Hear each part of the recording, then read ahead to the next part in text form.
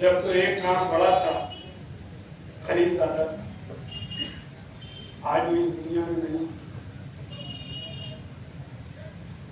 ये सब हो सकता है अगर हम मुत्तहिद हैं। ये जो दादागिरी हो रही है, बुराई जो फैली है, इसी के खिलाफ तो हम इकट्ठा हुए और इसी को बुनियाद बनाकर हमने इलेक्शन लड़ा। मुझसे कहा गया बहुत लोगों की तरफ से, क्योंकि 10 साल में उनके साथ रहा, कि बगैर मैनिफेस्टो के तुम लोग इलेक्शन लड़े। उन्होंने बिल्कुल सही कहा, बगैर मैनिफेस्टो के हमने इलेक्शन लड़ा और जीता। यही सबसे बड़ी हमारी काम है। तुमने सब बताकर करोड़ों रुपया खर्चा करके भी तुम्हारे 162 वोट, ख्याल रखना,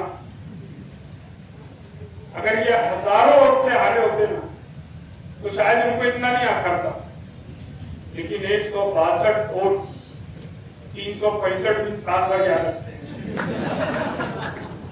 और 5 साल याद रखेंगे। 5 साल में मरते दम तक याद रखेंगे 162 वोट।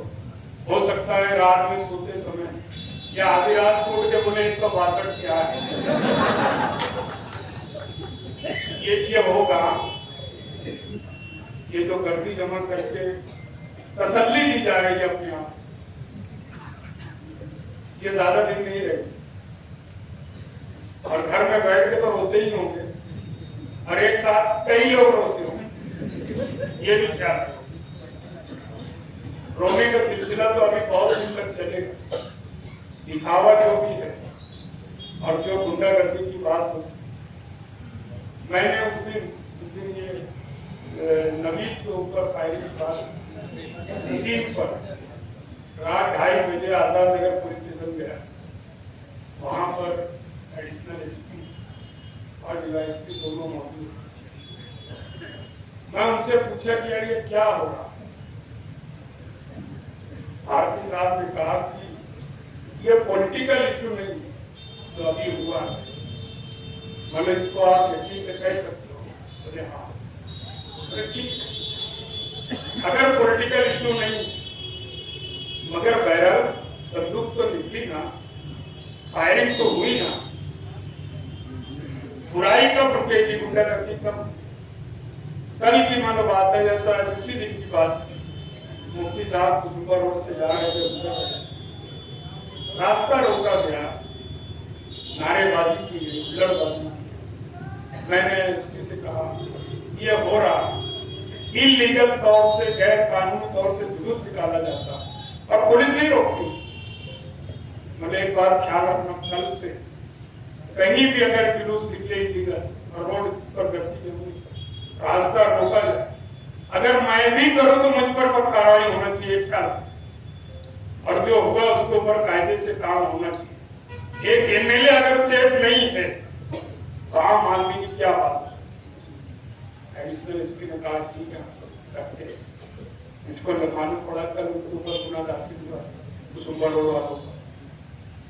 फिर भी मेरे ख्याल से शायद कल वो कहीं और निकले, आजाद नगर अपनी आजाद नगर पुलिस स्टेशन में पवार वाली पुलिस स्टेशन के हफ्ते में वहां के पीआई से मेरी बात नहीं हो सकती, वरना वहां भी गुना दाखिल होना चाहिए। वो रिकॉर्ड है, शूटिंग है, बाकायदा वायरल, कानून टूटा है, गुना दाखिल। एक बात और याद रखना, जितना ज्यादा गुना दाखिल होगा ये उतना डरेगा। मैं अपने कहा है ये कितने बहादुर है मुझको मालूम। एक इंची भी अगर हो तो दाखिल होना चाहिए, ये मेरी राय है लोगों से।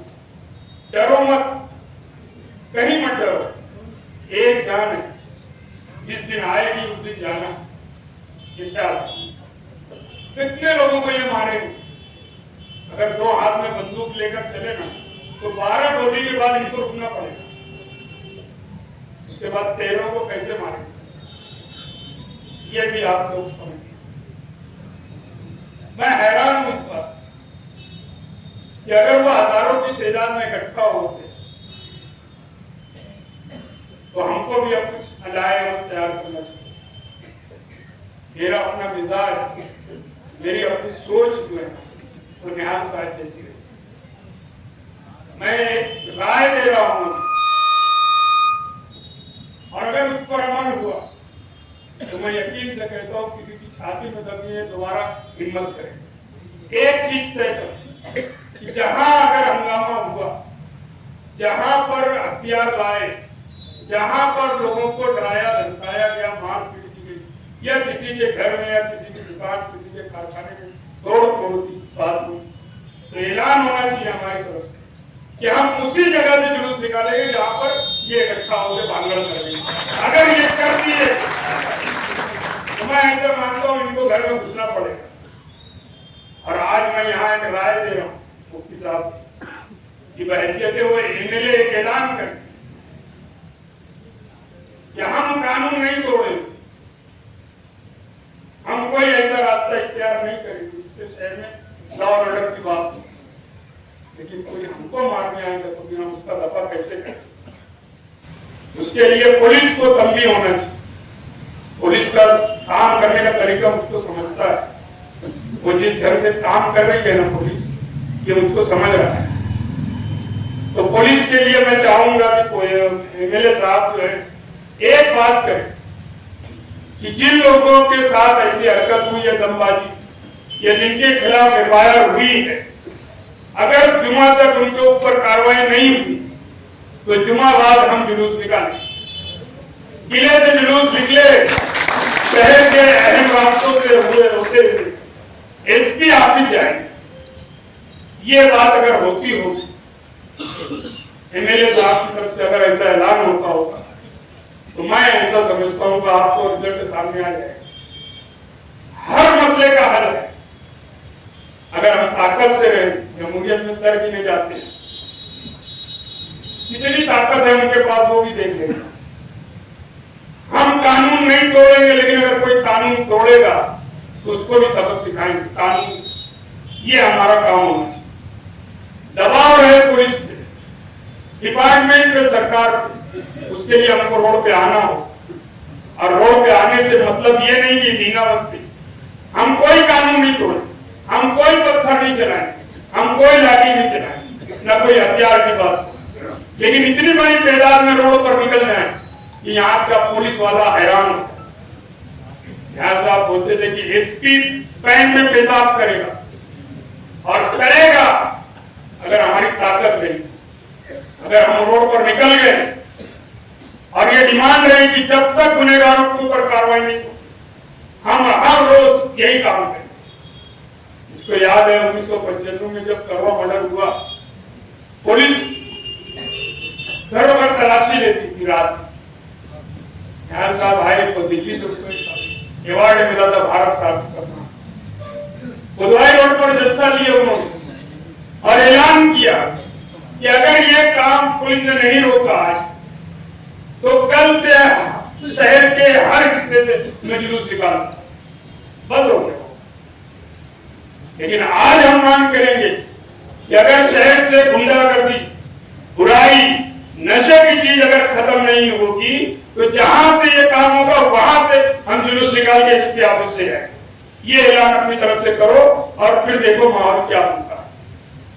मुझको यकीन है बदलाव आएगा, गुंडे भागेंगे, बंदूकें सर्द हो जाए, ये ख्याल रखना। अगर हम इकट्ठा रहे, ताकत के साथ रहे, यकीनन हमारा मसला हल होगा। शहर का बुराई खत्म कर सकेगा। मैंने कहा कि 2 हाथ तुमको 2 हाथ हमको, और 12 गोली चलाने के बाद कहने के लिए उनको गोली लाना पड़ेगी ना, तब तो कहीं रुकेंगे। तब क्या होगा फिर? ये वाकया ना हो, इस शहर में 2-2 हाथ करने की नौबत ना आए, इसके लिए पुलिस को चौकन्ना रहना है, पुलिस को काम करना होगा। और एक बात और पुलिस ख्याल रखना, बहुत चरा दिए तुमने मुफ्ती साहब। मुफ्ती साहब क्योंकि एक मुकम्मल सियासी आदमी नहीं, वो नहीं चाहते शहर में कोई बदनजमी पैदा हो। वरना एक एमएलए जब वो अपना पावर बताने निकलेगा ना तो एसपी को यहाँ आना पड़ेगा जहाँ एमएलए साहब बुलाएंगे।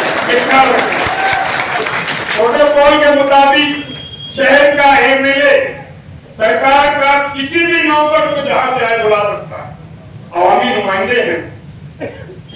ये मुफ्ती साहब अगर करें और करें, हम साथ हैं, हम बिल्कुल साधे हाथ को अपना हम साथ हैं। और कौन ऑफिसर नहीं करता? सरकार में रहने वाला कोई भी ऑफिसर नौकर है, ये ख्याल रखें। पब्लिक सर्वेंट है वो, जनता के लिए बनाया गया है वो, चेयर पे बैठकर काम करने के लिए नहीं, हफ्ता खाने के लिए नहीं।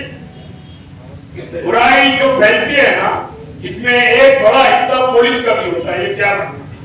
और पुलिस ने अगर ईमानदारी से काम नहीं किया, जो पुलिस ऑफिसर अगर ईमानदारी से ड्यूटी नहीं करेगा तो उसको उसके घर जाना पड़ेगा और मिलिट्री शहर को छोड़ना पड़ेगा। ये इतना हमको सलाहियत है काम करने की, और करके बताएंगे। जो ऑफिसर ईमानदारी से यहाँ ड्यूटी नहीं करेगा उसको उसके घर जाना पड़ेगा। हम उसको उसकी औकात बताएंगे, हम बताएंगे कि पगार खाते हो, काम करो, ड्यूटी है ना तुम्हारी, किसी के ऊपर एहसान करने के नहीं आए, हफ्ता खाने नहीं आए।